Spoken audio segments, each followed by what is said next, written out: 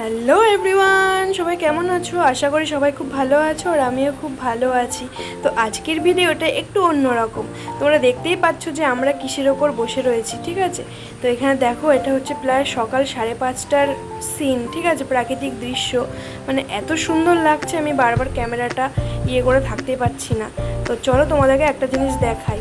এখানে দেখো আমরা রয়েছি ছোট হাতির মধ্যে, ঠিক আছে? আর এখানে মা দেখো খালি আচার পাচার খাচ্ছে এই ছোট হাতির ঝাঁকুনিতে।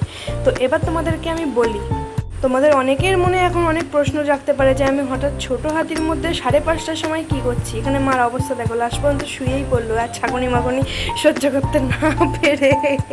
তো যেটা বলছিলাম, আমরা কিছুদিন আগে গিয়েছিলাম সাঁইথিয়া, বীরভূম ডিস্ট্রিক্টের আন্ডারে, ঠিক আছে? তো সেটা হলো আমার শাশুড়ি মায়ের বাপের বাড়ি, মানে আমার শ্বশুরমশাইয়ের শ্বশুর বাড়ি, জামাই ষষ্ঠী করতে। ষষ্ঠীর সময় তো যেতে পারিনি, তার জন্য ষষ্ঠীর পরেই গিয়েছিলাম। ভেবেছিলাম আমাদের এখানে বৃষ্টি হচ্ছে, ওখানেও হয়তো ঠান্ডা ঠান্ডা ওয়েদার হবে, তার জন্য গিয়েছিলাম। ও মা, গিয়ে দেখি ওখানে সে গরম, আমাদের এখানে বৃষ্টি হলে কী হবে, ওখানে কোনো বৃষ্টি নেই। তো যাই হোক, গেছি যখন আনন্দ তো করতেই হবে। তো ওখানে বেরিয়েছিলাম, ভেবেছিলাম তোমাদের সঙ্গে ভিডিও শেয়ার করব, কিন্তু ভিডিও শেয়ার করতে পারিনি। আর এখানে দেখো আমার পাপা সদ্য ঘুম থেকে উঠলো এক্ষুনি।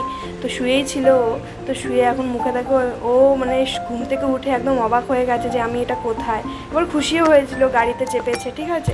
ও গাড়ি দেখলে খুব খুশি হয় এবং গাড়িতে চাপলেও খুব খুশি হয়। তো আমি তো বারবার এই প্রাকৃতিক দৃশ্য দেখে আমি আমার ক্যামেরাটাকে কিছুতেই আটকে রাখতে পারছিলাম না।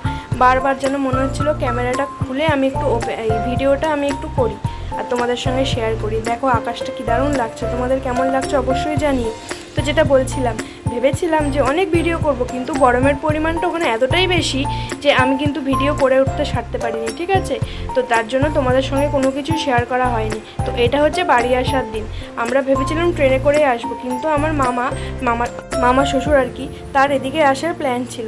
তার জন্য ভাবলাম যে মামার গাড়ি করেই কেননা আমরা চলে যাই। তো এখানে দেখো আমরা গাড়ি করে হেমতপুর পর্যন্ত এসেছিলাম, তারপরে ওখান থেকে আমরা বাসে করে বাড়িতে এসেছি। আর ভিডিওটা আজকে এইটুকুই। আর তোমাদের আমার শাশুড়ির আচার পাচার সঙ্গে হচ্ছে 5:30টার এই প্রাকৃতিক দৃশ্য কেমন লাগলো অবশ্যই আমাকে শেয়ার করো। আর নেক্সট ভিডিওর জন্য তোমরা অপেক্ষা করো। আর আমার ভিডিওটা ভালো লাগলে আমার চ্যানেলটিকে ফলো করো আর ইউটিউব চ্যানেলটিকে সাবস্ক্রাইব করো।